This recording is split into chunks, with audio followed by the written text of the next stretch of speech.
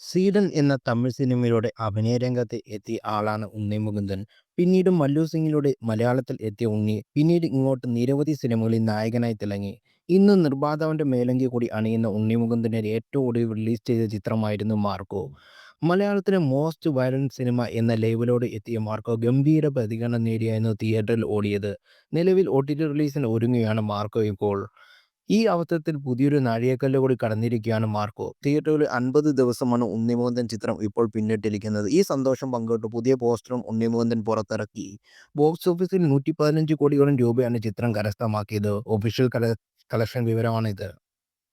അതേസമയം കഴിഞ്ഞ വർഷത്തെ ആറാമത്തെ 100 കോടി ക്ലബ്ബ് സിനിമയാണ് മാർക്കോ. മഞ്ഞുമൽ ബോയ്സ്, ആടുജീവിതം, ആവേശം, പ്രേമലു, അജയന്റെ രണ്ടാം മോഷണം തുടങ്ങിയാണ് മാർക്കോയ്ക്ക് മുമ്പ് 2024 100 കോടി നേടിയ സിനിമകൾ. ഇതുവരെ ബോളിവുഡിന് 100 കോടി ക്ലബ്ബിൽ 9ാം സ്ഥാനത്തായിരുന്നു മാർക്കോ.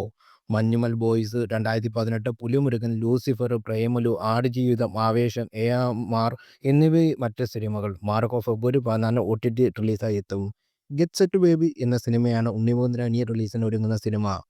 നിഖില വിമലാണ് നായികയെ കഥാപാത്രത്തെ അവതരിപ്പിക്കുന്നത്. ചെമ്പൻ വിനോദ്, ജോണി ആന്റണി, ശ്യാം മോഹൻ, അഭിറാം രാധാകൃഷ്ണൻ, സുധീഷ്, കൃഷ്ണപ്രസാദ്, ദിനേശ് പ്രാഗർ, ഫഹദ് മാനുവൽ, സുരഭി ലക്ഷ്മി, മുത്തുമണി തുടങ്ങിയവരാണ് മറ്റ് പ്രധാന താരങ്ങൾ.